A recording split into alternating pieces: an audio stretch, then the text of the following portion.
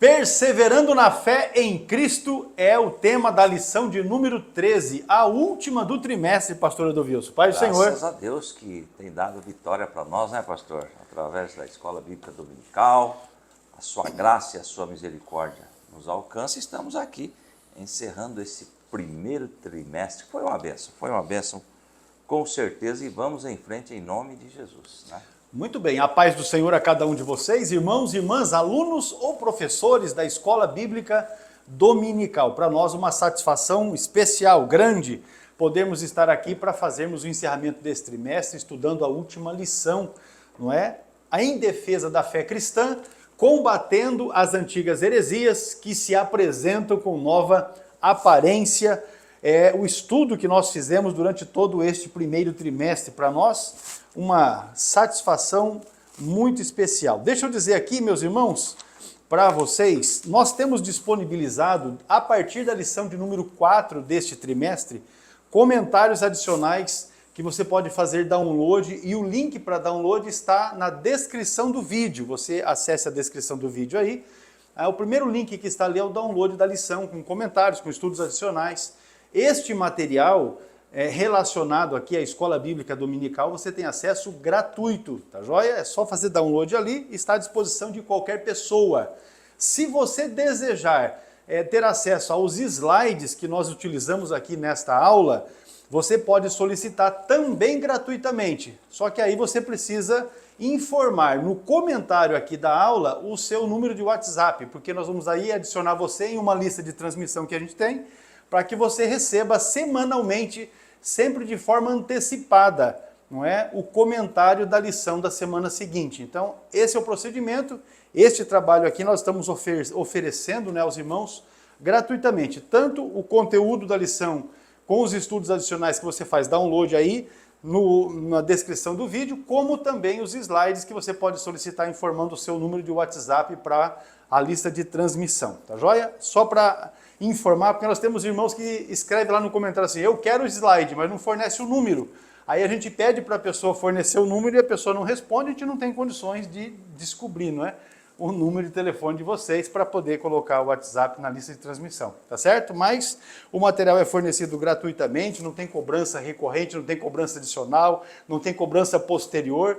A gente precisa do número do WhatsApp apenas para poder colocar na lista de transmissão e liberar, até porque a aula sempre ela é feita a liberação ali por volta do meio-dia do domingo. Sempre nós temos feito desta forma. Então, por exemplo, vocês vão estar estudando a lição de número 13, a lição de número 1 do próximo trimestre, já no domingo, a partir de meio-dia, será disponibilizada, sempre com essa antecedência de uma semana, é o que nós temos nos proposto de fazer aqui. Então, se você deseja, aproveite esta oportunidade, porque com certeza é bênção. Vamos avançar aqui.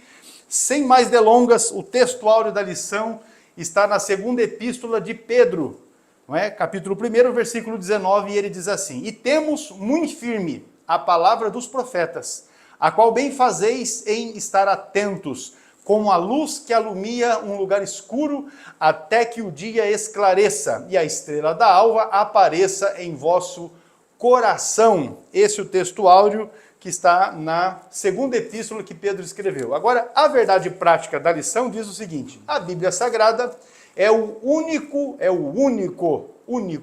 instrumento moral e espiritual estabelecido por Deus para aferir a nossa conduta diante do Criador, da sociedade, da pátria e da família. Então você vai ter aí, não é, esta verdade prática que vai corroborar, vai complementar o texto áureo da lição, perseverando na fé em Cristo. Acompanhe a leitura bíblica com o pastor Edovilson na segunda epístola que Paulo escreveu a Timóteo, capítulo 3, versículos 10 a 17. Muito bem, é o texto base para a lição de hoje, né? 2 Timóteo 3,10, tu, porém, tens seguido a minha doutrina, modo de viver, intenção, fé, longanimidade, amor, paciência, perseguições e aflições, tais quais me aconteceram em Antioquia, em Icônio e em Listra. Quantas perseguições sofri, e o Senhor de todas me livrou. E também todos os que piamente querem viver em Cristo Jesus padecerão perseguições. Mas os homens maus e enganadores irão de mal para pior, enganando e sendo enganados. Tu, porém, permanece naquilo que aprendeste, de que foste inteirado, sabendo de quem o tens aprendido, e que desde a tua meninice sabes as sagradas letras que podem fazer-te sábio para a salvação pela fé que há em Cristo Jesus. Toda a Escritura, divinamente inspirada, é proveitosa para ensinar, para redarguir, para corrigir, para instruir em justiça, para que o homem de Deus seja perfeito e perfeitamente instruído para toda boa obra. Muito bem, esta leitura bíblica em classe, palavras do apóstolo Paulo a Timóteo, não é? O jovem que ele fez com que fizesse parte daquela caravana abençoada de missões. Os objetivos da lição no primeiro tópico é mostrar que diante das heresias é preciso ter perseverança. No segundo tópico vamos enfatizar a necessidade de sempre aprender com a palavra de Deus. E ainda, no terceiro tópico, vamos considerar as Escrituras como fundamento da vida cristã. Durante todo este trimestre, nós temos estudado a respeito da apologia, a defesa da fé. E, obviamente, que no fechamento deste trimestre, nós vamos verificar a necessidade de perseverarmos, não é, em seguir ao Senhor, em servir ao Senhor, seguir e servir ao Senhor, não é, mantendo a nossa fé inabalável diante dos problemas, das aflições, das perseguições e especialmente diante das heresias, que é o tema proposto aqui neste primeiro trimestre. Agora, a CPAD está sugerindo para o devocional da lição os hinos 322, 456 e também o 505. Fica aí a nossa dica, não é? Segundo a proposta da lição da escola dominical. Agora, a palavra-chave é perseverança e o pastor Adolfo já vai trazer aqui uma definição inicial da palavra-chave da lição. Perseverança. Eu trago aqui, a princípio, uma definição geral, né? Perseverança, característica de quem persevera, insiste e não desiste de uma coisa específica. Perseverança é firmeza, afinco, consistência, constância, coragem, garra, insistência. Perseverança, definição bíblica, é a capacidade de continuar, ou seja, perseverar firme na fé e na obediência a Deus, mesmo diante de dificuldades, provações, obstáculos. A Bíblia diz que a perseverança melhora nosso caráter, fortalece a nossa fé e traz recompensa. Somente quem não desiste, ou seja, aquele que persevera, aquele que não desiste da fé em Jesus, recebe a recompensa que Deus tem preparado para nós e também a perseverança que nos impede de sermos destruídos pelas dificuldades. Na igreja, os irmãos da igreja primitiva perseveravam firmes na doutrina dos apóstolos e nós, da mesma forma, vamos permanecer firmes nas doutrinas que o Senhor Jesus deixou. Não queremos andar segundo os conselhos deste mundo, os falsos ensinos, mas queremos andar segundo as doutrinas da palavra de Deus. Permanecendo assim, vamos continuar em comunhão firmes na caminhada rumo aos céus. O assunto é perseverar. Vamos em frente. Glória a Deus, está aí a definição da palavra-chave desta lição. Agora, você vai verificar, irmãos, que as religiões mundiais e os movimentos dissidentes delas possuem diversos escritos sagrados, não é? Nós temos a Bíblia Sagrada como a fonte de autoridade no cristianismo, e essa autoridade bíblica deriva e tem a sua origem no próprio Deus, que nos permite chamar a Bíblia de a palavra de Deus. Enquanto nós falamos então da Bíblia, não é? Desta aqui nós estamos falando que ela é a palavra de Deus, ao contrário de alguns que dizem que ela contém, o que está errado, e nós vamos estudar a respeito da perseverança na fé com base na palavra de Deus, a Bíblia Sagrada. Então, quando nós temos este olhar, nós vamos verificar que a superioridade das Escrituras como plena e total garantia de infalibilidade. Inclusive, nós trouxemos como o comentário adicional para esta lição dois temas que são importantes. Primeiro, o querer perseverar, não é? Tem aí um estudo a respeito disso, e também o fato da Bíblia ser divinamente inspirada, porque como palavra de Deus, ela também tem essa característica, ela é infalível, mas nós vamos verificar também que não falta quem indevidamente reivindica esta mesma autoridade, ou até mais do que a Escritura, porque existem determinadas personagens, não é, da história. Podemos citar aqui, por exemplo, a Ellen White, que é a profetisa do adventismo, que ela retoma para si, requer para si, e os líderes do movimento também invocam a ela uma autoridade que fica até supostamente acima de Cristo, acima da própria Bíblia. Então nós vamos verificar que o perseverar na fé tem por base a Bíblia Sagrada, e ela como a autoridade suprema e infalível, porque, como já dissemos aqui, ela é a palavra de Deus. Avançando então, meus irmãos, nós vamos aqui para o tópico primeiro da lição. Diante das heresias, é preciso perseverança. Vamos lá então para os falsos mestres, o primeiro subponto aí da nossa lição de hoje. Tópico 1 e o subponto 1, falsos mestres, está escrita na nossa lição. As duas epístolas a Timóteo, classificadas com justiça como epístolas pastorais, juntamente com a epístola a Tito, destacam-se também pelo seu caráter apologético, ou seja, defesa daquilo que Deus deixou registrado. Agora, veja bem, antes de entrarmos ali, eu trouxe aqui, diante de tudo que foi ministrado nesse trimestre, né, são 12 aulas anteriores, ficamos com a Bíblia Sagrada. O pastor já comentou aqui, várias heresias surgiram, mas nós ficamos com a Bíblia Sagrada, a única regra de fé e prática que nós temos. E eu escrevi ainda aqui, falsos mestres sempre existirão. E a igreja deve estar preparada para defender o Evangelho de Jesus. E eu trouxe aqui também, as cartas pastorais são mensagens de um plantador de igrejas, não é? Que é o apóstolo Paulo, e experiente pastor, a dois filhos na fé, vocacionados para o serviço cristão, Timóteo e Tito. Elas nos edificam de um lado com o exemplo paulino de afeição e cuidado pastoral, e de outro com a devoção, obediência e lealdade desses dois dedicados jovens pastores. Então são aí essas duas epístolas, né, pastorais, são 3 cartas, porque Timóteo são 2, são 3 cartas, aí 2 a Timóteo e 1 a Tito. E o foco ali é apologético.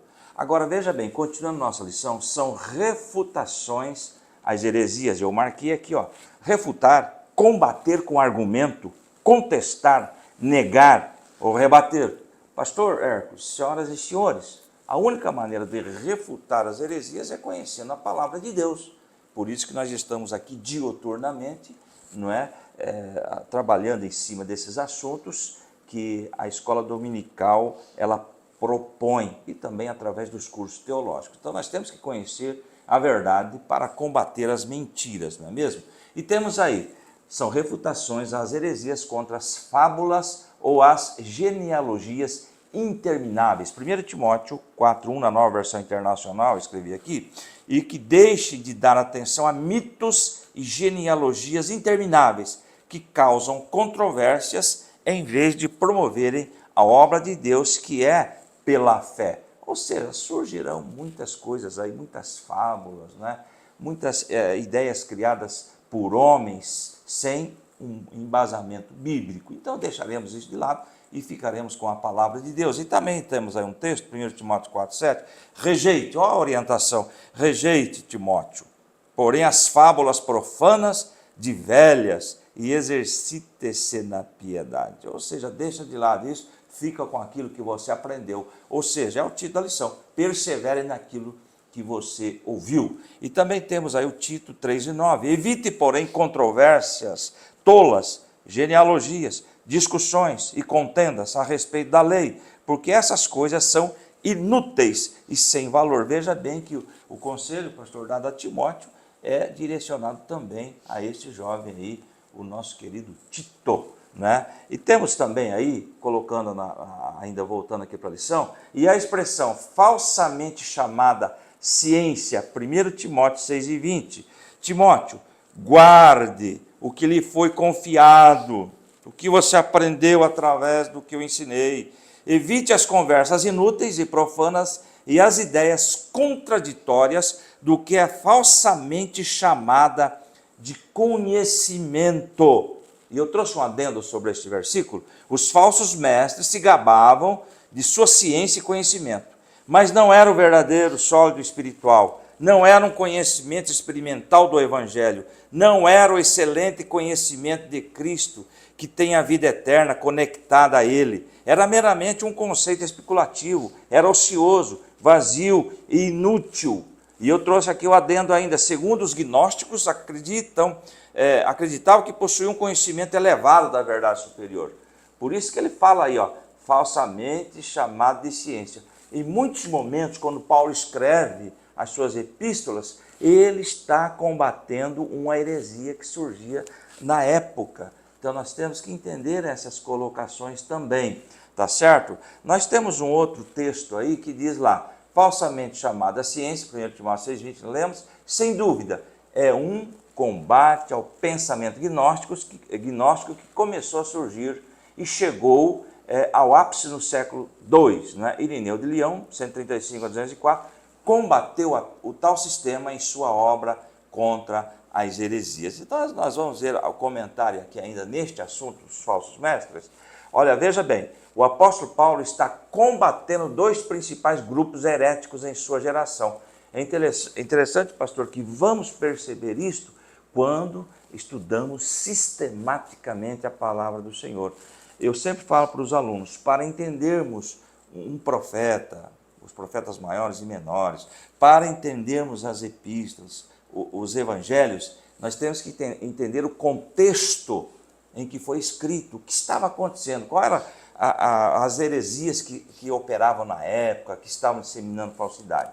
Nós vamos entender, sim, esses livros daí com mais facilidade. Então ele está combatendo esses gnósticos de sua geração, como combateu as heresias judaicas também de sua época, os falsos doutores da lei. 1 Timóteo 1:7, mas eu quero ler o 6 também para ficar bem completinho. 1 Timóteo 1:6, alguns se desviaram dessas coisas, voltando para as discussões inúteis. Versículo 7, querendo ser mestres da lei, quando não compreendem nem o que dizem, nem as coisas acerca dos quais fazem afirmações tão categóricas. Não entendia. Eu fiz uma colocação aqui na minha mente agora, pastor, pessoas que estão aí à frente de um rebanho, que não entendem nem o que estão falando, não conhecem o básico dos evangelhos, da lei de Deus, das normas que Deus traz para uma vida em santidade. Estão aí esses doutores da lei também nos dias de hoje, que se acham, uma colocação aqui, não é? Se acham doutores da lei. E da circuncisão, Tito 1, e eu quero ler o 9 e o 10, ali só está pedindo o 10, veja bem, não é? 9, Tito 1:9, e apegue-se firmemente à mensagem fiel, da maneira como foi ensinado. Olha aí a orientação de Paulo, para que seja capaz de encorajar outros pela sã doutrina e de refutar os que se opõem a ela. Então veja bem a preocupação de Paulo a orientar esses novos obreiros. Fique com aquilo que aprenderam, fique com aquilo que foi ensinado. Eu entendo e estou passando isso para os alunos hoje, é que muitos segmentos aí não estão entendendo isto, que o objetivo de Deus através da sua palavra, para a igreja, é ensinar, é orientar a igreja a ficarem firmes pela palavra. E temos aí o versículo 10, pois há muitos insubordinados que não passam de faladores e enganadores, especialmente os do grupo da circuncisão. Então nós lemos aqueles que se converteram, olha, vocês precisam se circuncidar também, nós já estudamos isso em aulas anteriores. Então tinha um grupo aí que precisava também aplicar a lei para a salvação, sendo que não era necessário, conforme Paulo orienta, não é? E as fábulas judaicas, Tito 1,14. E não deem atenção às lendas judaicas, nem a mandamentos de homens que rejeitam a verdade. O fato é que ele estava falando, primem, zelem por aquilo que vocês aprenderam, porque o que vocês aprenderam está de acordo com a vontade de Deus. Muito bem, nós trouxemos, irmãos, aí um estudo adicional sobre quem foi Irineu de Lião, ou de Lyon, não é?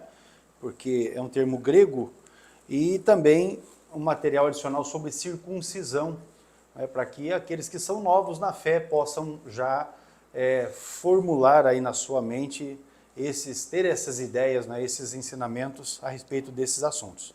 A experiência apostólica, conforme os versículos 10 e 11 da segunda epístola que Paulo escreveu a Timóteo, considerando aqui a nossa leitura bíblica em classe, é o subtópico 2 aqui da lição, onde nós vamos verificar o apóstolo Paulo elogiando a perseverança de Timóteo na fé e também na doutrina em tempos difíceis.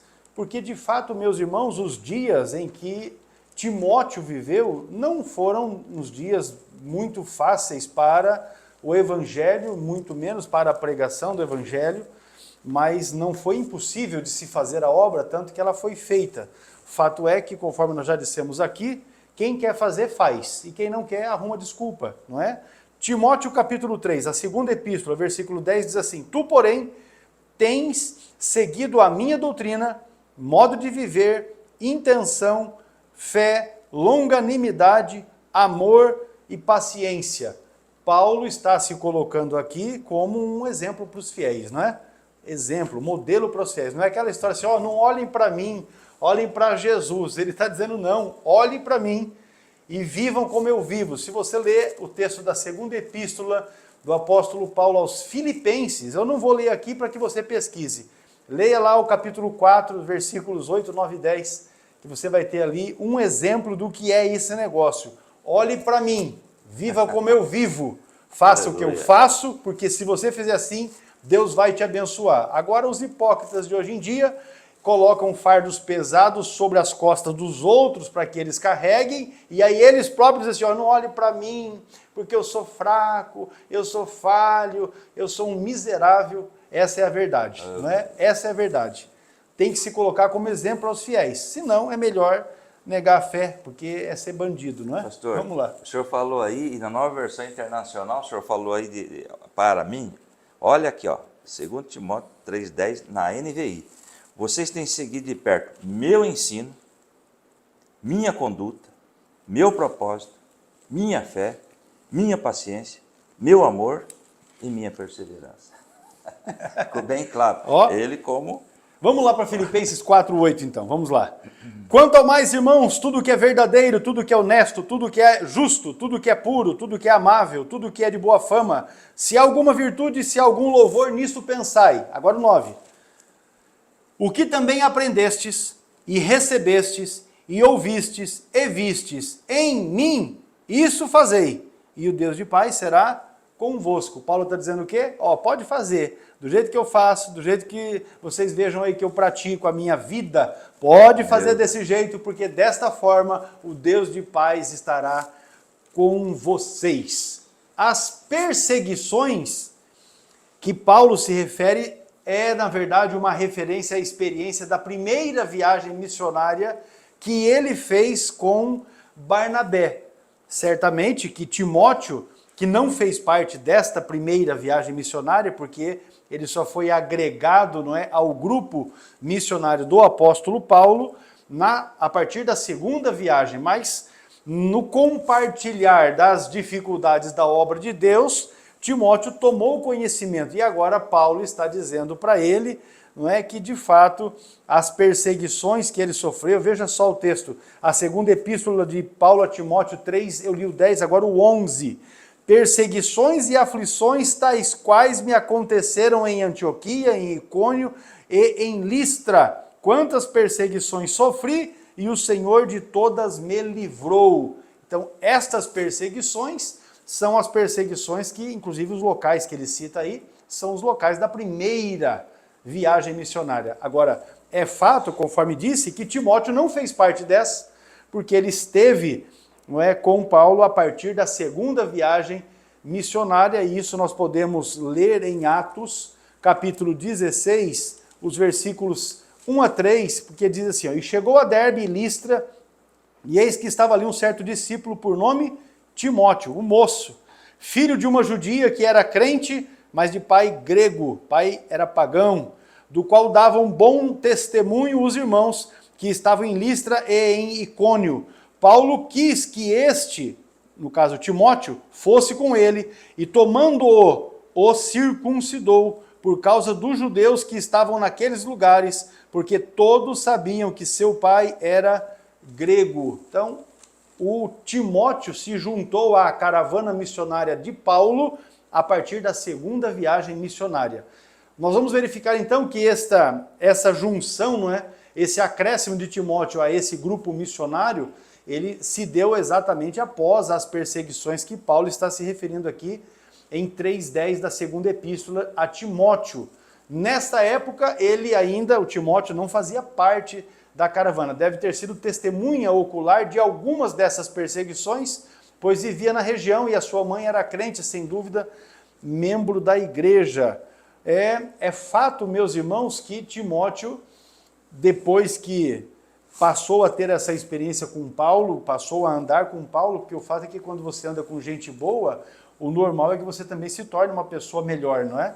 E ele foi aproveitado, não só neste trabalho, diretamente nas viagens, como no cuidado das igrejas, porque Paulo recomenda ele para a igreja de Corinto, Paulo recomenda ele para a igreja de Éfeso, e ele esteve à frente dessas igrejas. E aí, meu pastor, nós temos o terceiro subtópico aqui da lição, que é o subponto entendendo o querer, que está no versículo de número 12. A respeito deste querer do versículo 12, nós trouxemos um estudo complementar aqui na aula que você pode fazer download. Tocou em o subponto 13, então, entendendo o querer, o versículo 12, não é? O verbo querer em todos os que piamente querem, têm desejo de viver em Cristo, padecerão perseguições. É mais do que um simples desejo, uma resolução, ou seja, um propósito do coração, uma vida com propósito. Eu marquei aqui, aliás, Paulo aqui já está avisando Timóteo, o negócio é o seguinte, você quer viver de acordo com o Evangelho, seguir a Cristo, você vai passar por dificuldades. Com certeza. Porque olha aqui, 2 Timóteo 3,12, de fato, todos os que desejam, ou querem, né, o querer, viver piedosamente em Cristo Jesus, serão perseguidos. Olha o aviso. Aí eu fiz um adendo aqui. Sim, todos os que viverão piamente em Cristo Jesus sofrerão perseguição. Paulo aproveita a referência às suas próprias perseguições para dizer que o seu caso não era único. Era o comum de todos os que se esforçam para servir fielmente o seu Redentor. E o próprio Timóteo, portanto, não deve esperar escapar dela. Eu trouxe aqui uma colocação, pastor. Aquele que fala a verdade, aquele que quer seguir a Jesus, que obedecer a sua palavra, ele não é aplaudido.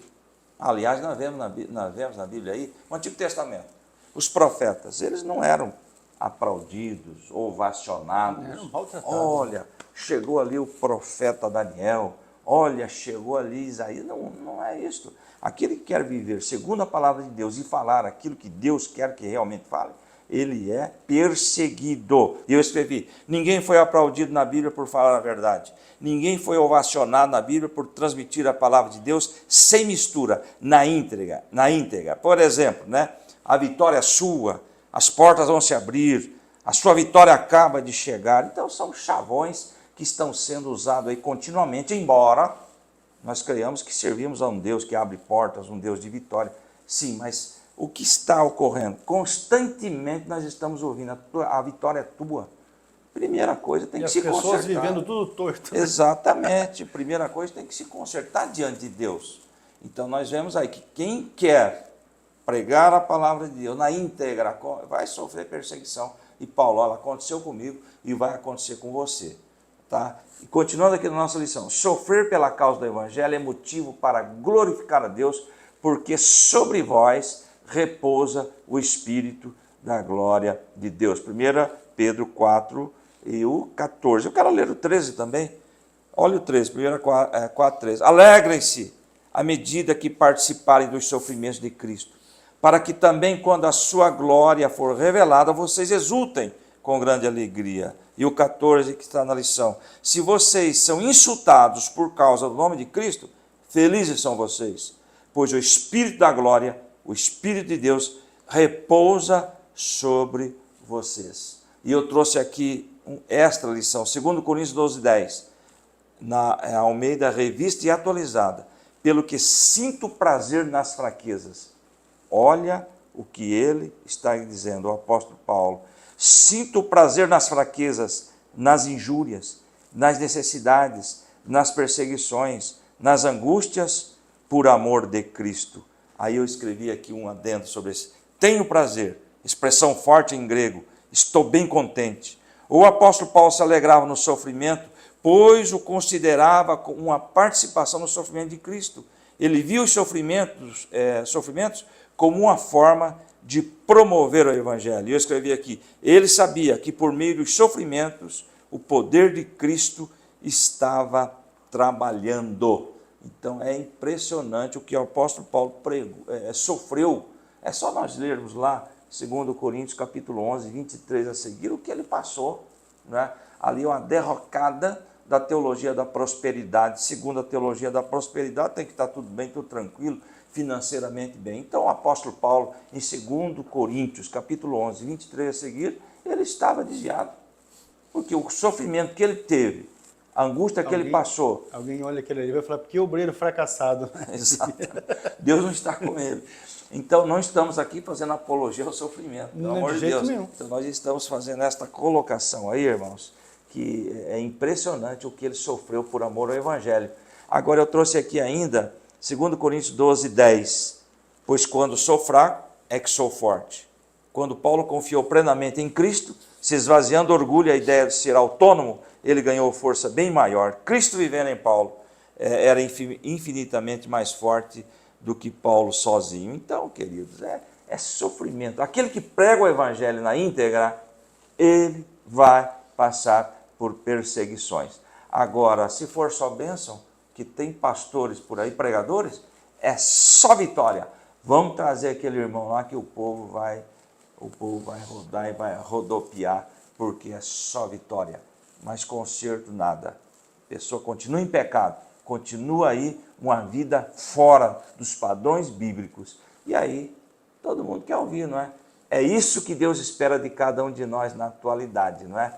Sofrer pela causa do Evangelho é motivo de glorificar a Deus. Esse texto, irmãos, aí, o texto diz assim, ó, e também todos os que piamente, pio é santo, e piamente é santidade.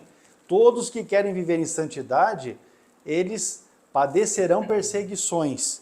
A pergunta é, por que então que os fiéis sofrem perseguição? Porque alguém vai dizer, não, então é melhor não ser fiel, não é? Por que os fiéis sofrem perseguições? Primeiro porque o mundo rejeita os valores de Deus. Aquele que vive uma vida cristã autêntica, que confronta o pecado e também o sistema deste mundo, naturalmente vão sofrer perseguições. Quem vive segundo a vontade de Deus, inevitavelmente, vai entrar em choque, não é? Entrar em choque com a cultura secular e também com a vida pecaminosa que está aí. Tanto é que, sem citar nomes aqui, nós temos uma figura política que está em evidência nesse momento, um moço que é de Minas Gerais, e você percebe que as pessoas ficam em situação difícil com ele. Primeiro porque ele sabe dar a resposta, sempre adequada, certa, no seu tempo próprio. Corte rápido. E o fato é que, na verdade, as pessoas, os entrevistadores desse jovem, tentam sempre colocar ele em situação difícil com base na sua fé. Eu, quando ouço ele falando ali, me refiro ao Nicolas, não é? Eu me lembro de Daniel com os seus 3 companheiros lá na corte de Nabucodonosor, vivendo para Deus e sendo confrontados com esses valores. Então, Quem quer viver sofre perseguição. Segunda questão, por que os fiéis sofrem perseguições? Porque o cristão se torna uma ameaça ao sistema mundano. Quem vive para Deus denuncia, ainda que indiretamente, as obras das trevas, e isso incomoda aqueles que não querem abandonar os seus pecados. Agora, considere assim, se Cristo sofreu perseguição, nós também sofreremos perseguições, porque o próprio Senhor Jesus, no texto do Evangelho de João 15, 18, ele diz, se o mundo vos odeia, sabei que, primeiramente do que a vós, me odiou a mim. Querer viver uma vida de santidade é muito bom, mas certamente haverão perseguições. Como você então reage à perseguição? Primeiro, viva uma vida de perseverança e de alegria. Segundo, não se conforme com este mundo, mas resista firme na fé. Confie em Deus, porque é Ele que nos fortalece. Aqui você vai ter exatamente a ideia de querer viver piamente, independentemente se as perseguições virão ou não. Vamos encerrar aqui então. Ainda tem, na verdade, o subponto 4, né? As características dos enganadores. Então vamos lá, pastor Edovilson. Muito bem, está aí na nossa lição o termo usado pelo apóstolo para enganadores ou impostores é goes. Uma palavra que aparece uma só vez no Novo Testamento e nenhuma na Septuaginta. Usado na antiga literatura grega como embusteiro, impostor, feiticeiro, charlatão, encantador. Então essas pessoas denunciadas por Paulo pertencem ao campo religioso. Olha só que coisa. E eu trouxe aqui uma leitura que foi feita lá em 2 Timóteo 3,13. Contudo, os perversos e impostores irão de mal a pior, enganando e sendo enganados. Ou seja, o momento, o acerto de conta vai chegar. Eles estão por aí, não só naquela época, 2000 anos aí, mas estão por aqui hoje também. Perversos e impostores, tá certo? E veja bem, eu trouxe aqui uma colocação sobre esse 2 Timóteo 3,13. A história por trás desse versículo é a história da natureza humana. Desde que o mundo é mundo, sempre houve pessoas que buscam se beneficiar à custa dos outros, que mentiram, enganaram para alcançar seus objetivos. Infelizmente, essas pessoas sempre encontram outras dispostas a acreditar em suas mentiras e seguir os seus caminhos tortuosos. Ainda escrevi, os perversos e impostores podem se referir a qualquer pessoa que se opõe a Deus e à verdade, incluindo falsos líderes religiosos, falsos profetas, aqueles que promovem a imoralidade. E diz aí o texto, eles irão de mal a pior porque se afastam cada vez mais da verdade e se entregam ao pecado e à corrupção. Outra colocação que não temos na lição, eles enganam as pessoas através de mentiras, manipulação, falsas promessas e engano. Eles são enganados porque acreditam em suas próprias mentiras e se tornam cegos para a verdade. Agora chegará o acerto de conta, e eu escrevi aqui, lá em Mateus 7, 22, muitos me dirão naquele dia, Senhor, Senhor, não profetizamos nós em teu nome? Está acontecendo aí, pastor? Com certeza. Está acontecendo aí. Em teu nome não expulsamos demônios? Está acontecendo aí hoje. E não realizamos muitos milagres? É uma pergunta. Aí Jesus responde, 23 de Mateus 7. Então eu lhes direi claramente, nunca os conheci. Ou seja, vocês nunca fizeram parte do rebanho. Afastem-se de mim, vocês que praticam o mal. Está aí os adivinhadores. Tem aí um profeta mirim. Está por aí, só falando barbaridade. Uma outra jovem, só falando coisas que não convêm. E o povo aplaudindo. Por que aplaudem? Porque não tem um líder que ensina a palavra de Deus na íntegra. Estão por aí, não é? Estão por aí. Estão enganando o povo. E só pensam, claro, no seu bem-estar financeiro. A preocupação é isso. Continuando aqui na lição, isso indica que o apóstolo está se referindo aos ensinadores e doutrinadores de mentira, falsos mestres, e nada diferem dos falsos doutores. Nenhum deles teve futuro promissor. Está aí o texto que vocês podem ler 2 Pedro 2, 1 a 3. Eu tenho esse texto na versão transformadora. Olha aí. Olha só o que diz o texto. Ó. O perigo dos falsos mestres é o subtema ali que está nestes versículos da Bíblia. Contudo, assim como surgiram falsos profetas entre o povo de Israel, também surgirão falsos mestres entre vocês. Dentre vocês. Isso Pedro está dizendo. Eles ensinarão astutamente heresias destrutivas e até negarão o mestre que os resgatou, trazendo sobre si mesmos destruição repentina. Muitos seguirão a imoralidade vergonhosa desses mestres e por causa deles o caminho da verdade será difamado. Olha, isso é século 21. Exato. Pedro escreveu há 2000 anos atrás, falando a respeito do que está acontecendo na atualidade. Verso 3. Em sua ganância inventarão mentiras astutas para explorar vocês, mas eles já foram condenados há muito tempo e sua destruição não tardará. A versão Almeida Revista e Corrigida diz não dormita, ou seja, ela virá com certeza. As pessoas estão vivendo, não é, uma vida assim, completamente fora da direção do caminho de Deus e achando que vai passar impune, mas não passará impune. Não passará impune não, com certeza não. Eu tive um pastor que enquanto nós realizávamos algumas viagens, certa feita ele disse o seguinte: essa história de que o camarada faz o que quer aqui nesta terra e só lá na eternidade ele vai pagar, o pastor disse assim, isso não é verdade, porque esse tipo de bandido, eles sofrem aqui nessa vida também, e sofrem também na eternidade, e lá é um pouco pior, não é? Porque lá vai haver pranto e ranger de dente. Então, segue a dica. Encerrando aqui, então, o tópico primeiro da lição, a perseverança na fé e na doutrina é fundamental diante das heresias. E você que ainda não se inscreveu no canal, aproveite agora esses instantes, porque nós vamos fazer um intervalo, e se inscreva, ative as notificações para que você receba todo o conteúdo que através do CETADB nós disponibilizamos gratuitamente para você aqui no nosso canal. Vamos para o intervalo e já voltamos. Até mais.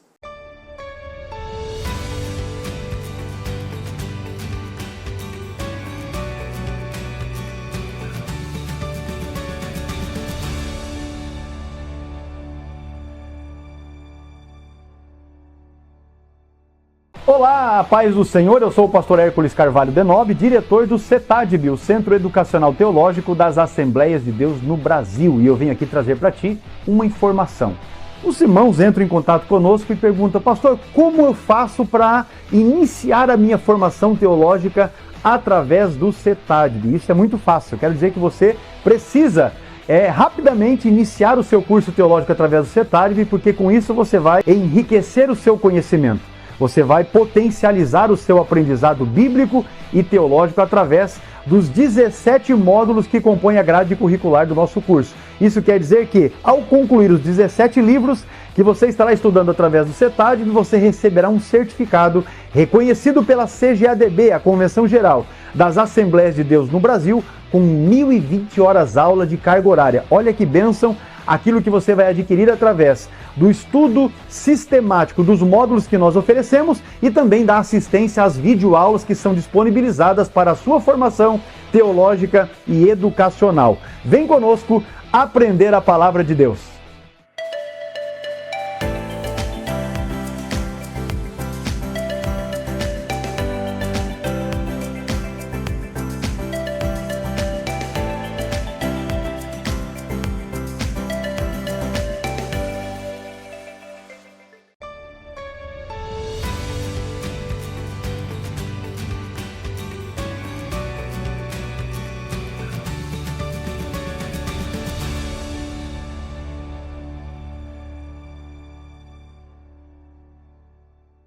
Tópico 2 da lição, meus irmãos, aprendendo, sendo inteirado e sabendo. São expressões que o apóstolo Paulo usa na sua segunda epístola a Timóteo. No capítulo 3, nós vamos aí então para o subponto primeiro, com base no verso de número 14.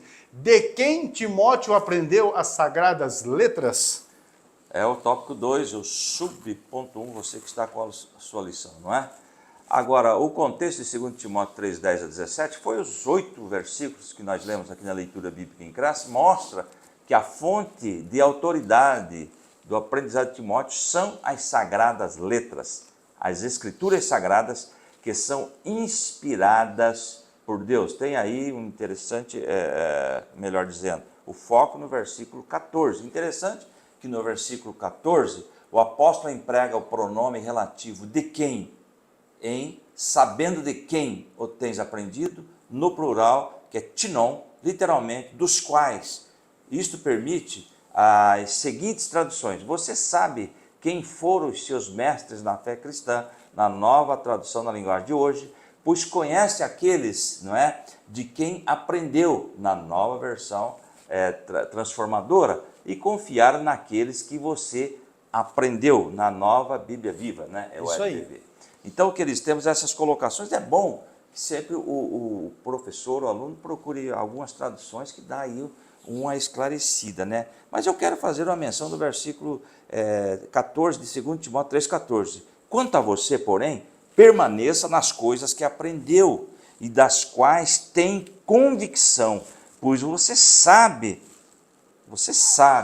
de quem aprendeu. Ou seja, não se desvie, ou seja, não saia fora, como o pastor leu aqui o texto, que de dentro surgiriam os falsos mestres. Mestres é do meio, do seio da igreja. E isso está acontecendo. E eu trouxe aqui uma colocação contra esse versículo 14. Aprendeste. Para Timóteo, a única proteção contra os ensinamentos enganosos consistiria em depender firmemente das instruções de Paulo e dos apóstolos. O que ele aprendeu deveria manter, ficar firme nesses ensinamentos, não é mesmo? Agora, o versículo 15 aí, é o melhor, diz lá, desde a infância, lá em 2 Timóteo 3,15, diz lá, porque desde criança você conhece as sagradas letras, que são capazes de torná-lo sábio para a salvação mediante a fé em Jesus Cristo. Aqui está fazendo uma referência, né, segundo a lição aí, a sua mãe Eunice, a sua avó Lloyd, 2 Timóteo 1 e 5. Vamos lá, 2 Timóteo 1 e 5, e diz lá, lembro da fé sincera, a mesma fé que a sua avó Lloyd, não é? Lá em 2 Timóteo capítulo 1, verso 5. É isso mesmo? 2 Timóteo 1, 5, não é? Da sua avó Lloyd e a Eunice, a sua mãe, tinham, e tendo a certeza de que a mesma fé que você tem. Aqui nós temos uma colocação, desde a infância. O judeu, ele era, a criança judaica, ele tinha contato já com o Antigo Testamento, com a Torá, principalmente, não é? A partir dos 5 anos de idade. Então, eles inculcavam já na criança, quando começava a dar os primeiros passos. Quando nós estudamos a cultura bíblica, nós vemos lá a colocação, existe a colocação do aio, o aio no Antigo Testamento, que conduzia a criança, ensinava a criança também. Então, existia uma preocupação muito grande com relação a inserir na mente da criança com relação aos ensinos da Torá e do Antigo Testamento. Então, desde a infância, além disso, a sua família ensinava, orientava o nosso querido Timóteo, aí, segundo a palavra do Senhor. E temos um texto aí, 2 Timóteo 2,1. Portanto, você, meu filho, fortifique-se na graça que é em Cristo Jesus. E o versículo 2. E as coisas que me ouviu dizer, na presença de muitas testemunhas, confia a homens fiéis, que sejam também capazes de ensinar a outros. A preocupação continua. Nós falamos isso há mais de 20 anos no CETAD, na escola teológica, né? Aliás, o CETAD é 15 anos. 15 né? anos. 15 anos. E nós falamos isso constantemente. Pessoas idôneos para ensinar. Eu vou repetir isto. Muitos segmentos não estão preocupados com isto. Eu vou ler de novo. 2 Timóteo 2,2. E a essas coisas que me ouviu dizer na presença de muitas testemunhas, confia a homens fiéis, que sejam também capazes de ensinar os outros. Ensinamento é o desejo de Deus através da sua palavra. O fato é que ele teve uma família que orientou, né? Que hoje nós podemos trazer, não sei se é o próximo colocação aí, sobre a escola bíblica dominical, enfim. Temos que ensinar, e o nosso querido Timóteo aprendeu não só do apóstolo Paulo, mas também da sua família. Deixa eu fazer um acréscimo aqui interessante. Vocês observem que Paulo mencionou a avó de Timóteo, mencionou a mãe de Timóteo, mas não menciona o pai. Então, isso nos dá a entender que possivelmente o pai dele não tenha se convertido, mas a mãe e a avó se dedicaram a tal ponto que fizeram do moço, Timóteo, um obreiro fiel. E por que eu estou fazendo esse destaque? Porque nós temos muitas mães e muitas avós, não é, que estão membros em nossas igrejas e que têm ali os seus filhos ou netos, dependendo da situação. E eu quero aqui dar uma palavra exatamente de incentivo para que vocês, mamães, vovós, que têm os seus filhos ou netos que estão ali na igreja, que vocês se apliquem, assim como a Eunice e a Lloyd fizeram com o Timóteo, que vocês se aplicam com os vossos filhos e netos, no sentido de, independentemente se seus esposos são crentes e estão na igreja, que vocês coloquem a palavra de Deus nos vossos ou nos corações deles, porque a palavra de Provérbios 22:6 nos garante exatamente isso, que a palavra que é colocada ali no coração da criança, ela não vai se esquecer. E esta palavra, ainda quando este vier a ser velho, produzirá fruto. Então eu penso que é apropriado para esse momento aqui a dedicação que nós vemos, Paulo destacando que houve em Eunice e em Lloyd, em ensinar Timóteo a verdadeira palavra de Deus. E Paulo aqui recomendando que ele, Timóteo,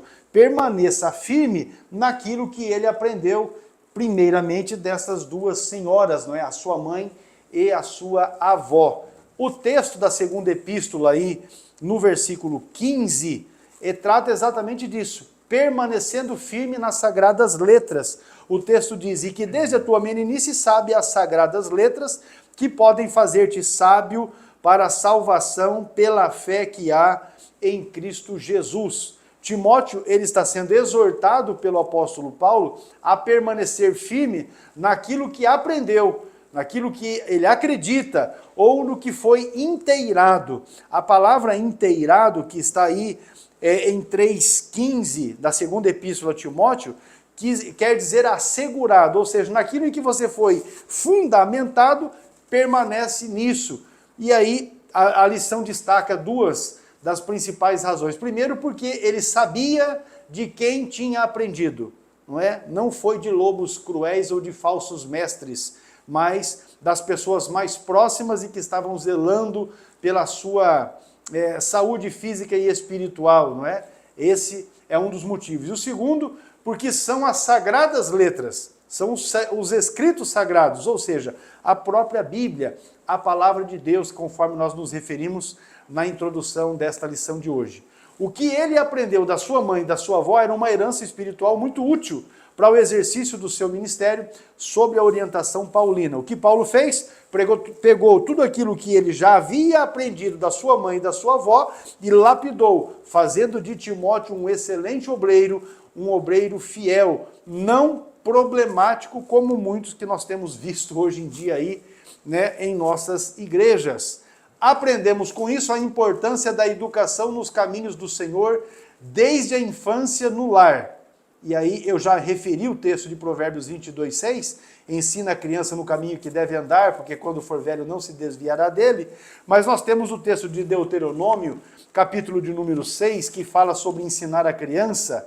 E aí não é ensinar a criança o caminho, mas é no caminho. Isso tem uma diferença muito grande. Deuteronômio capítulo 6, versículos 4 até o 8 diz assim, ó, ouve Israel, o Senhor nosso Deus é o único Senhor. Amarás, pois, o Senhor teu Deus de todo o teu coração, de toda a tua alma, de todo o teu poder. E estas palavras que hoje te ordeno ensinarás, estarão no seu coração, e ensinarás a teus filhos, e delas falarás assentado em tua casa e andando pelo caminho e deitando-te e levantando-te. Quando eu disse de ensinar no caminho e não o caminho, porque quando você fala a respeito de ensinar o caminho, você pode dizer, olha, o caminho para você sair aqui do estúdio você pega essa porta aqui, vira à direita e tal, logo vai ter a porta e você está fora do estúdio. Agora, se você vai ensinar no caminho, então você pega a pessoa e fala, vem comigo, que eu vou te dizer, olha, nós vamos sair aqui, aí vamos virar ali e vamos sair lá. É no caminho, tem uma diferença muito grande. Ou seja, os pais erram hoje em dia quando pegam seus filhos e dizem, ó, vá para a escola dominical. A escola dominical é uma excelente opção de aprendizado da palavra de Deus. Mas onde é que está o erro? O erro está nos pais não irem junto. Porque como que um filho vai entender que alguma coisa é bom se o pai não quer participar? Do tipo assim, ele para e pensa, poxa, a escola dominical é tão bom assim como meu pai e minha mãe falam, por que que eles não vêm?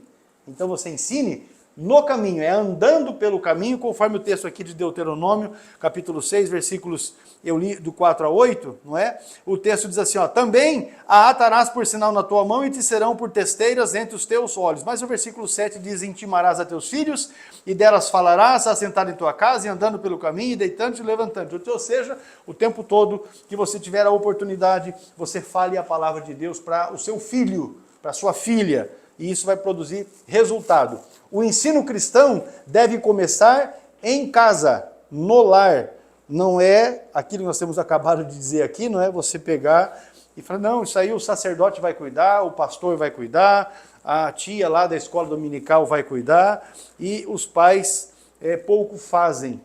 Começa-se em casa. Aí você vai estar fazendo algo de fato salutar, assim como a Eunice, a mãe, não é, de Timóteo e a avó dele, a Lloyd, fizeram com esse moço. A igreja, por meio da escola dominical, apoia e complementa esta formação.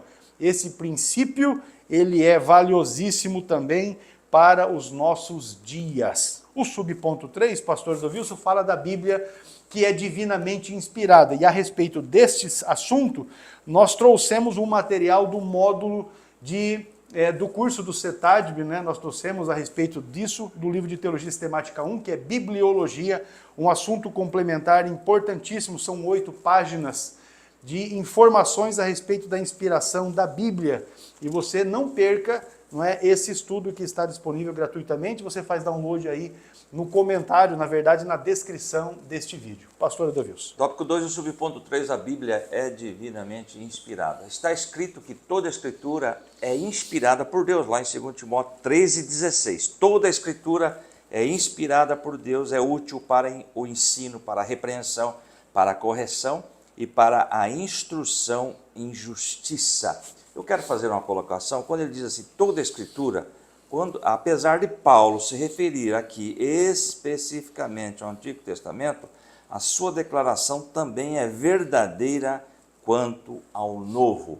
E nós temos aqui o termo grego theopneustos, ou seja, inspirada por Deus, divinamente inspirada. Vem da palavra theos, está aí a etimologia, o étimo desta palavra, theopneus. Theos significa Deus e pneu, sopro, respiração, até ar. Então, quando diz ali theopneustos, eu escrevi aqui, não está na lição. A ideia transmitida por theopneustos é que as Escrituras são resultado do sopro divino, indicando que foram inspiradas diretamente por Deus. Theopneustos é uma palavra grega que significa inspirado por Deus ou soprado por Deus. Ela é composta por 2 palavras que nós já comentamos aqui. É o sopro, é insuflar, é inspirar. Os escritores, os quase 40 homens que escreveram a palavra de Deus, tá? É oportuno saber, voltando aqui para a lição, a abrangência da inspiração do texto sagrado. Toda a Escritura e também os seus autores. Ou seja, não existem partes das Escrituras aqui, da Bíblia Sagrada, que foram inspiradas. Ela é totalmente inspirada, 66 livros. Alguém diz lá que textos bíblicos se tornam a palavra de Deus, não é? Ou que a Bíblia contém a palavra de Deus. Nós falamos que a Bíblia, na sua completude, ela é a palavra de Deus. São 66 livros inspirados por Deus, não é? Então é oportuno saber a abrangência da inspiração do texto sagrado, toda a Escritura, também os seus autores humanos, pois os homens santos de Deus falaram inspirados pelo Espírito Santo, ou movidos pelo Espírito Santo, não é? Temos ali um texto, 2 Pedro 1, e 21 na tradução brasileira, e na Nova Almeida atualizada também está na lição. 2 Pedro 1, 21. Pois jamais a profecia teve origem na vontade humana, mas homens falaram da parte de Deus, impelidos, inspirados pelo Espírito Santo. Se a palavra ou a Bíblia Sagrada fosse palavra de homem, o homem ele ia dar uma contornada em algumas situações aqui, né? Fazer um ajuste. Para dar uma aliviada. Igual querem fazer hoje em dia? Fazer uma atualização. Para dar uma aliviada naquilo que ele quer fazer, né? Mas isso aqui é a palavra de Deus e condena aí o pecado do homem e fala assim, olha, o juízo virá, tá certo? Então esse caráter especial e único da palavra dos profetas se torna única no gênero. Ela pode fazer qualquer pessoa sábia para a salvação em Jesus e é proveitosa para ensinar, repreender, corrigir, instruir em justiça. Nenhuma literatura no mundo possui essa prerrogativa. Queridos, agora a palavra de Deus, ela nos corrige, nos anima, nos fortalece, dá um norte. Imagine nós imagine o mundo hoje sem a palavra de Deus, sem a Bíblia, para nos corrigir, nos repreender, nos ensinar. O que seria desse mundo? Seria um caos. E eu trouxe aqui, 2 Timóteo 3,15, que é, porque desde criança você conhece as sagradas letras, que são capazes de torná-lo sábio para a salvação mediante a fé em Cristo Jesus. Aquele que encontra a palavra de Deus, guarda no seu coração, pratica, ele se torna sábio em Cristo Jesus. Muito bem, a palavra de Deus, ela é com certeza inspirada, não é? Inspirada plenariamente e verbalmente, ela é inerrante, porque não tem erros, ela é infalível, ela se cumpre, não é? A palavra de Deus tem essa característica. As suas promessas são rigorosamente observadas, as suas profecias se cumprem de forma detalhada e clara, não é? E o plano de salvação é executado apesar das oposições satânicas, ou seja, nenhuma das suas palavras contidas na Bíblia, não é? Jamais cairão ou cairá por terra. Quem aprende a palavra de Deus persevera e permanece na verdade. Vamos aqui para um breve intervalo e ao retornarmos nós vamos falar exatamente sobre o subponto 3 ou tópico 3 da lição, tendo as escrituras como fundamento. Já voltamos.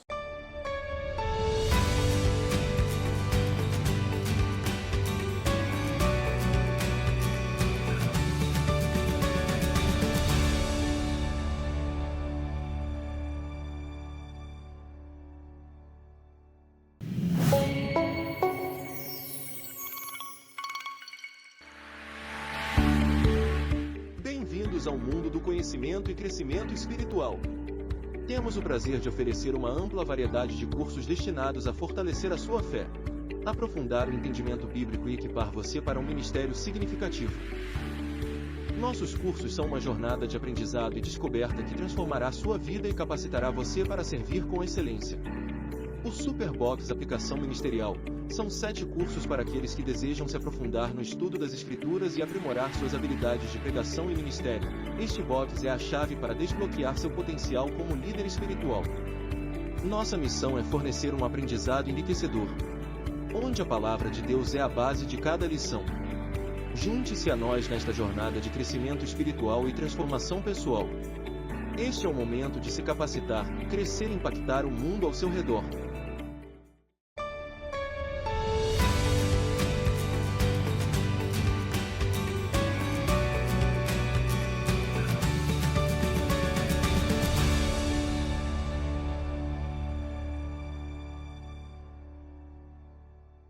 Retomando o tópico 3 da lição, tendo as escrituras como fundamento, é o assunto deste último tópico do trimestre que nós estamos encerrando agora. A autoridade apostólica, pastor Edovilson, é o subponto 1 da lição. Tópico 3, o subponto 1. Veja bem, antes de entrarmos aqui, eu trouxe aqui, na igreja primitiva já era prioridade os ensinos apostólicos. Atos 2:42. Eles se dedicavam ao ensino dos apóstolos, e na comunhão e no partir do pão e nas orações. Então veja bem que já era a prioridade, a autoridade apostólica, tá certo? A igreja se submete inquestionavelmente à autoridade dos apóstolos do Novo Testamento. Sabemos que essa é a vontade de Deus. Se os evangelhos de Mateus e Lucas, ou pelo menos um deles, são colocados no mesmo nível do Antigo Testamento, por isso que nós falamos aqui, tanto o Novo como o Antigo, toda a Escritura nós vamos aí comprovar agora, né? Lá em 1 Timóteo 5,18, pois toda a Escritura diz, não amordace o boi enquanto está debulhando o cereal, e o trabalhador merece o seu salário. Esse aqui está falando do salário de obreiro, enfim. Mas esse texto aqui está se referindo a Deuteronômio 25,4. Não amordace o boi enquanto está debulhando o cereal. Ou seja, essa completude, não é, de texto do Antigo encontramos no Novo, dizendo, olha, ele é inspirado, esse também, o Novo também é inspirado por Deus. É interessante que quando o boi ele rodava, tinha uma roda que era presa, ele ficava rodando e moendo os grãos, não é? Enquanto ele estava moendo os grãos, não é para colocar nada na boca do boi, amordaçá-lo, porque ele ia também se alimentando do seu trabalho. Ele está falando aqui do obreiro, né? Enquanto ele trabalha, ele se alimenta do trabalho, do que ele faz, enfim. O presbítero, né, que toma conta de igreja, ele deve ser assalariado, e sim, nós podemos comprovar isso através da palavra de Deus. Temos outro texto aí, Mateus 10:10, não levem nenhum saco de viagem, nem túnica extra, nem sandália, nem bordão, pois o trabalhador é digno do seu sustento. Então, fazendo este paralelo entre esse texto do Antigo, encontramos também no Novo. E também temos aí Lucas 10:7, fiquem naquela casa e comam e bebam o que lhes derem, pois o trabalhador merece o seu salário, não fique mudando de casa em casa. Pastor, alguns usam, vou lá para cá, vou viajar, vou para a sua casa, vou ficar lá, porque ficar uns dias. Estou fazendo a obra de Deus aí, não é mesmo? E da mesma forma temos aqui a Epístola Paulina, segundo Pedro 3,15, tenham em mente que a paciência de nosso Senhor significa salvação, como também o nosso amado irmão Paulo lhes escreveu, com a sabedoria que Deus lhe deu. 16, ele escreve da mesma forma em todas as suas cartas, falando nelas desse assunto. Suas cartas contêm algumas coisas difíceis de entender, as quais os ignorantes e instáveis torcem, como também o fazem com as demais escrituras para a própria destruição deles. Então nós temos aí as epístolas se referindo aos falsos mestres, não é? E depois tem uma colocação que eu quero fazer aqui, é uma forma de reconhecer definitivamente o Novo Testamento como escritura inspirada, porque quando Paulo escreve lá, ele está se referindo mais assim, precisamente ao Antigo Testamento, mas de acordo com esse texto, de acordo com esse paralelo que encontramos no Novo, claro, o Novo também se torna divinamente inspirado ou como escritura inspirada. Assim, todos os livros da Bíblia têm o mesmo grau de inspiração e a mesma autoridade. Logo, devemos dar a mesma atenção e credibilidade tanto nos profetas do Antigo Testamento, como também os apóstolos do Novo Testamento. Aliás, o Novo sem o Antigo é incompleto e o Antigo sem o Novo também é incompleto. A Bíblia é um todo. Muito bem, subponto 2 da lição fala da abrangência. E aí nós temos o termo escritura, ou escrituras, não é? Em muitas das passagens do Novo Testamento, o termo escritura, ou no plural escrituras, se referem ao Antigo Testamento algumas dezenas de vezes. Isso porque, obviamente, o Antigo Testamento já estava formado. Não é? O apóstolo Paulo estava utilizando, não é, os textos do Antigo Testamento, não é, o Pentateuco, os livros históricos, poéticos, os proféticos, né, profetas maiores e menores, e ele já estava utilizando esta escritura, mas o Novo Testamento também já estava sendo produzido, porque ele próprio, o apóstolo, já havia escrito algumas das suas epístolas, e esta também inspirada. E aí, meus irmãos, a lição traz para nós diversas referências a respeito disso. Veja, Mateus 21:42 diz assim, diz-lhes Jesus. Nunca lestes nas Escrituras a pedra que os edificadores rejeitaram, esta foi posta por cabeça do ângulo pelo Senhor. Foi feito isso e é maravilhoso aos nossos olhos. Aqui ele está fazendo uma referência, Jesus está fazendo uma referência ao Salmo 118, versículo 22 e 23. Então, Jesus está se referindo, nunca lesse nas Escrituras. Quais as Escrituras? As do Antigo Testamento. A mesma coisa acontece, eu vou pegar a referência, eu não vou pegar de Marcos, vamos direto para de João, João 5 e 39, esse é um texto que é bastante emblemático também da nossa fé cristã, não é? João 5, 39, o texto diz assim, ó, examinais as Escrituras. Qual ele está se referindo? As do Antigo Testamento. Claro. Porque vós cuidais ter nelas a vida eterna, e são elas que de mim testificam. Jesus estava falando a respeito das Escrituras do Antigo Testamento, que tem a sua inspiração, assim como as do Novo. Mas no contexto da expressão paulina, toda a Escritura é inspirada por Deus, e aqui a referência é a segunda epístola que Paulo escreveu a Timóteo, capítulo 3, versículos 16 e 17, toda a Escritura é inspirada por Deus, não se restringe apenas ao Antigo Testamento, e sabemos disso, porque a intenção do Espírito Santo é mostrar que se trata de todos os 66 livros da Bíblia, porque a Bíblia tem 66 livros. A contagem com o número de livros maiores aí é porque temos apócrifos e isso está na Bíblia católica que nós não aceitamos, rejeitamos, não é?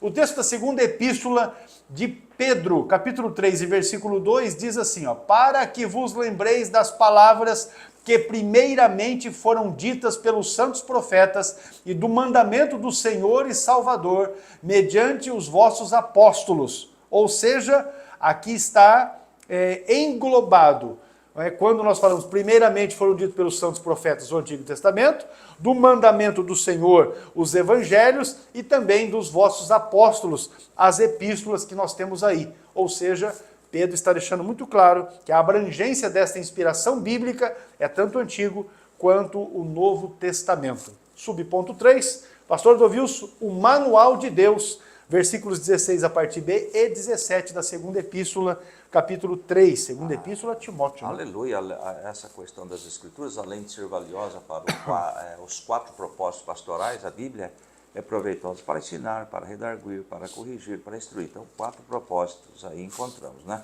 Não somente para os obreiros, mas para equipar qualquer pessoa que leia as Escrituras para toda boa obra. Então, é abrangente essa questão, não somente os líderes devem conhecer a Bíblia Sagrada, a Palavra de Deus, todos devem conhecer, manusear bem, responder os questionamentos, as heresias que estão surgindo.